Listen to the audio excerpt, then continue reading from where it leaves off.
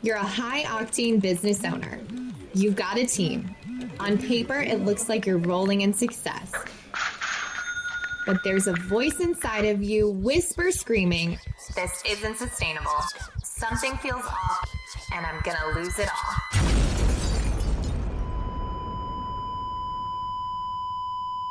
Sound familiar?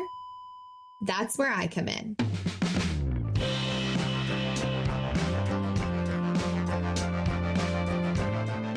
My name is Lauren Goldstein, and I'm the CEO at Golden Key Partnership.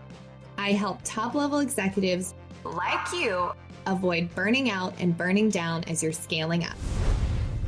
How? By harnessing your superpowers,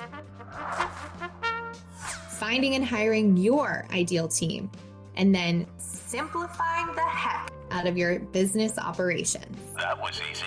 It's my mission and the mission of this podcast to help you see operations in a whole new light, to help you diagnose the real root cause of your company challenges, and to bring your business back to a healthy flow and profit.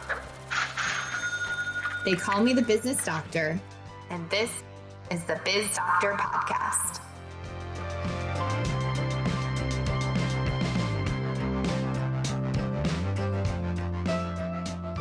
Hello, welcome to the show. I'm Lauren, here with my co-host, Erin. Hey girl, how are you? I am great. How are you? I am excited because the doctor is in the house, the Biz Doctor. This is your first podcast episode, so congratulations.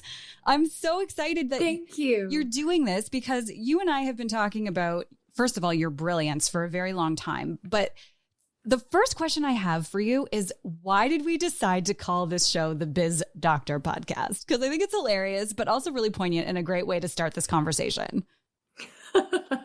It is. And the reason we decided to call it that is because that is what my clients lovingly call me, the Business Doctor. And it's because what you do, and we're going to talk about this throughout the next 4 episodes, by the way, but what you do is effectively dig into the bits and pieces, all the moving parts of businesses. And, you know, to put a fine point on this analogy of a doctor, you diagnose what's going wrong and how to make it go right.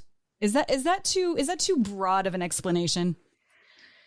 No, not at all. I mean, that's exactly what I do. I feel like one of my superpowers is coming into a business asking, deep questions about how all the things are connected in the business and finding those 2, maybe 3 things that are, not to be graphic, but like could be like the cancerous thing that's stopping you from scaling or, preventing your team from working better together or is breaking your operations. And so it's all about diagnosing what the root thing is of the symptoms that you're seeing in your business throughout your people, your processes, or anything like that.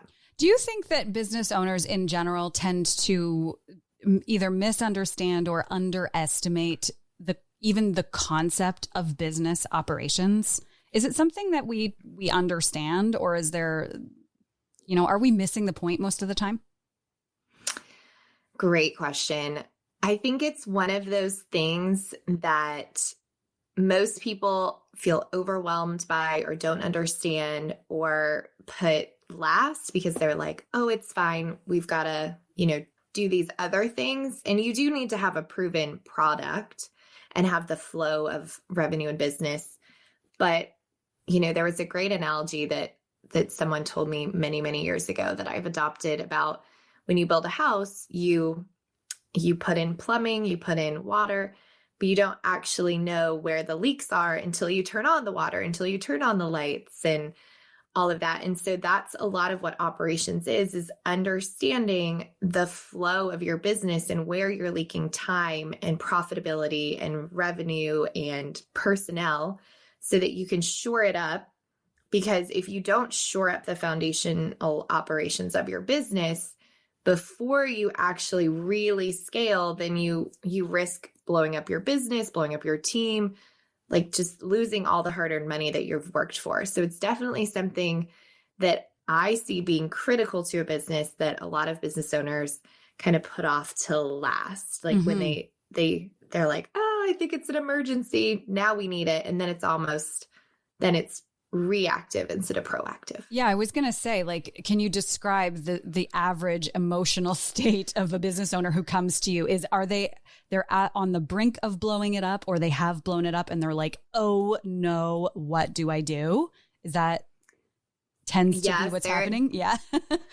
They're there. Or my favorite is they're like, oh, I'm so burned out by my business and I feel like I can't take a vacation or step away from it. Like it's creating so much stress that I think about it all the time. And I worry, like, how am I actually going to have a work-life balance at any point in my life? Mm-hmm, mm-hmm. When we were talking off mic just before this, we were talking, you like to use analogies, which I think is really apropos because operations is such a big thing that when we talk in analogies, it helps bring it to ground level for business owners who maybe can't wrap their head around all of the nuance of the actual operations. But you said something to me that kind of stuck when you talk about the stress and like all of the energy that goes into building a business. It's like operations and paying attention to it, keeping your finger on the pulse of the operations of your business is like putting your plane on autopilot and intending to land in Paris, but instead landing in Tokyo, right? Like if you don't have those small things tweaked, your business is going to end up in a place you didn't expect and not always a good place, right? Can you let's explore that a little bit. Like, tell me about that analogy. Like, give me more of that. Yeah, that's actually one of my favorite analogies to use with clients because you have I guess a little bit of a misnomer is like you set operations and forget them, which, there's certain things you can automate in your business that you absolutely should. And then there's certain things that no matter what you do, they're going to have a human touch. But the autopilot, why that's really important is because operations is like the lifeblood of your business. And it tells you a lot about the health of your business. And what I really look at is not front end revenue, which is, sales and marketing. I look at back end revenue, which is profitability, cash flow, things like that. And so if you set and forget operations, because a plane on autopilot, if you don't know this, it's not set it and forget it like you leave from New York and you end up in Paris. It's actually making tiny microscopic adjustments the entire way, which I didn't know, because if you don't make those adjustments, then to your point, you could end up in Tokyo instead of Paris or Dubai. And so with operations, you want to have those certain metrics or check-in points, whether it's a quarterly review, whether it's a monthly review, whether it's, customer surveys, whatever, like there's a lot of different options there, but you need to have those touch points to make sure that what you think you're seeing in your business is the truth, because revenue is a lagging metric. And so I can look at a business and see trouble on the horizon for many other things. And I almost never look at revenue. Revenue's one of the first questions because I like to see where your revenue goals are. But the operations and what operations is will tell you a lot more about the life of your business. And you want to check in with those because it'll tell you those little things you need to do to adjust to make sure that you do stay on a positive course to your destination, or if you're getting off track. And so, yeah, operations has a lot of data that you can look at to really stay on track. But if you're setting it and forgetting it, you're like, oh, we've set up the automations, we've done that. And then you could actually be in trouble because you'll wake up and go, oh my gosh, how did we end up in this situation where we're upside down or our profitability is down or our people are leaving? When in reality, you could have seen that if you'd known what you were looking for and measuring against. You just dropped so many knowledge bombs. So I want to start breaking this down for those who are listening. And we talk about the 3 Ps, or you said the 3 Ps. So there's people, process, product. Does each of, and I'm probably going to ask a really stupid sounding question to you, so please just like indulge me for a minute. But the way I understand it as just sort of a lay person is that those 3 things work together, but does each of those individually have a separate diagnosis process that you go through to look at whether they're working? Like, how are you diagnosing people versus process versus product when you're looking at a business? Love that question. So I'm not a sales and marketing expert. That is somebody else's game. So I ask about product just to make sure that I understand what you're delivering to your customers or what your growth plans are. But I really set that aside because as long as you have a proven product and the flow of revenue through your business so that, again, we can see where the cracks are, then that's all I need. When it comes to process and people, a lot of what that comes down to is understanding the team you have based on your unique CEO profile. And we use a tool to actually profile you, and it spits out 8 different profiles, and it has a really awesome formula that will actually show you what your greatest strengths are, as well as your weaknesses, and the team that is best going to complement that. Because a lot of times I see entrepreneurs make the cardinal mistake of when they first hire someone, they make the statement, I just need to clone myself. And so then they try and go find somebody that's them. But in reality, you need somebody that's strengths are your weaknesses. And we talk about players and worker bees, but I'm not going to talk about that in this moment. But when you can understand your unique CEO profile, because everyone's different, the business Warren Buffett builds versus Oprah versus, any other entrepreneur is going to be different. And so once you understand that, you can see the different components of your team and where people are missing, where you need help, where your blind spots are. And so we help you uncover your unique profile so you can make the most of the team you have, understand those gaps so you can find the people you need. And this is the biggest one, is really elevate yourself from business operator, where you're in the trenches doing the things when you were the days where you were chief everything officer, to actually being that business owner, where you're the leader, where you're, having to maybe act and be different than you were when you were scrappy and doing it all. Because it takes a different leader to lead a million or a multi-million dollar business than, when you're first starting out. So that's what we do with the people. And then with the process, there's this really wonderful thing about the way that you, at least for us, the way that we help you understand how optimized your operations are is through profit. So when you create flow in your business, it's through leverage. And there's a couple of ways you can leverage. You can leverage through technology, you can leverage through people, you can leverage through time. And so with operations, what we really want to focus on is where is the flow going and where is it breaking down? Like, where are the points that are causing friction? Because if you have friction points in your business, it's going to leak time, it's going to leak revenue, it's going to leak profitability, it could leak personnel, and it could leak customers. And so we're really looking at where are those little tweaks that we can change to increase flow. And to your point, I love analogies. The analogy that I like to use is, I don't know how many of you actually garden or know this analogy, but we'll go with it. There are these hoses called watering hoses, and you wrap them in your garden, and they actually are made of hundreds of tiny holes like that. And you just turn it on and then it, seeps into the ground. The problem with that is it does not matter how high you turn that up, it's still going to spray water everywhere. Versus if you take a fire hose to a fire hydrant, you're going to have massive pressure and it expands to be able to take on the pressure that's coming from the fire hydrant. And so the difference when I come in, essentially the difference I'm making in your business is taking you from a garden hose where you're spraying water, aka profits, time, people, etc., to a fire hose where even if you're not turning the business spigot on full blast, your business can still grow and expand and hopefully stop leaking the different places. Because we all know the first sale is the hardest.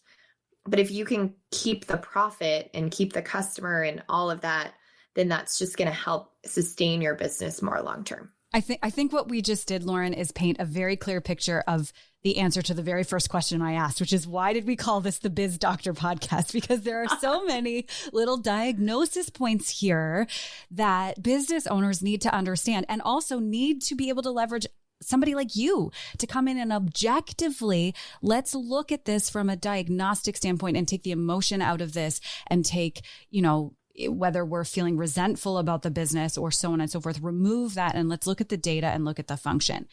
One question I have before we jump into the next episode is, can anybody avail themselves of an operational specialist like you? Do we have to be on $1 million, multi-million-dollar track, or is this something that we should be looking at even before we, hit multi-six figures? I love this question. There's actually a really interesting book that I think everybody should read called Ready, Fire, Aim. And so operations are important, I think, from the start, but here's where I think people get in trouble is if you try and perfect operations before you have the proven process product, which is the process of the product. So what I'm saying is before you have that proven product that you're like taking your customers through and they're giving you their time and money for, it makes it really hard to set up operations. So my advice is if you are in the, less than 7-figure mark, you want to just go out and sell and market and get your stuff figured out. And it will inevitably show you where you're like, oh God, we're spending a heck of a lot of time creating all these customer contracts, or shoot, our emails aren't working or something like that. And so you'll be able to tweak that. But when it comes to like bigger, more foundational operational stuff, you do need to have the profitability margins there, because if you don't, then when I come in and say, you need this team member, you need this technology, or we need to do this slight tweak here, it makes it harder because you don't have the team or the revenue to actually implement those things. So operations, 100% important. Do not ignore. Be very aware with it. Where I come in though is when you're really like you've reached that almost critical mass or ceiling where you're starting to see breakdowns, whether it's a burnout in the team, whether it's a burnout in you, whether things are getting lost in the cracks, and you're just feeling like you can't catch up, because there's this really interesting dance where if you have too much money coming into the business and not enough time, that means you're not creating enough leverage. And so that's like, I guess the best thing I can say is think of operations as leverage. Like you're creating leverage to get back time.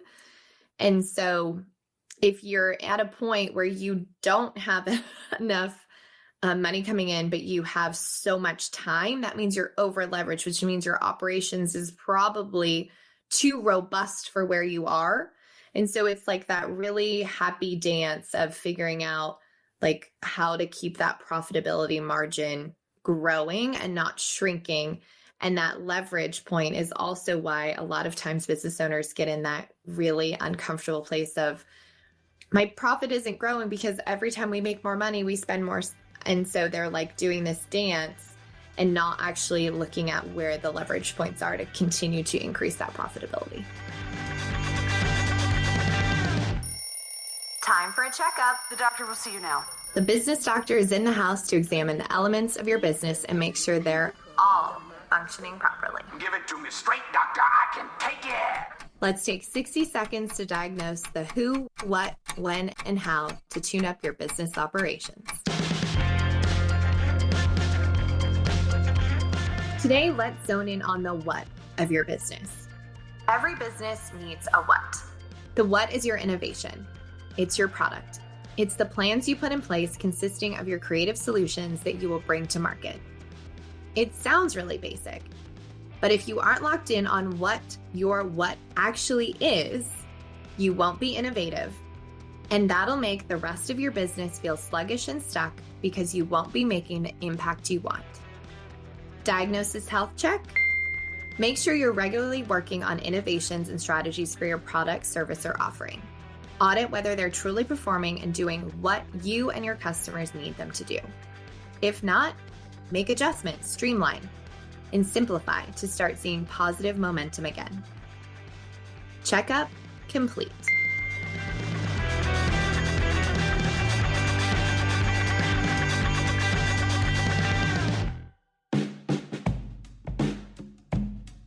Thanks for listening to the Biz Doctor podcast. You're probably wondering what your next steps are. So here are some options for you. No matter what, head to the show notes or to my website at goldenkeypartnership.com. That's where you'll find links to do a diagnostic deep dive with me and my team. This deep dive will help us identify what is really holding you and your business back from more profitability, impact, and sustainable growth. After that, register for our next workshop. I host them often, and it's a great way to interact with me in a virtual room and get your questions answered. All of that info is on our website at goldenkeypartnership.com. Finally, if you love the Biz Doctor podcast, I'd be grateful if you share it with your friends and colleagues on social media or give us a 5-star review wherever you listen to your podcast.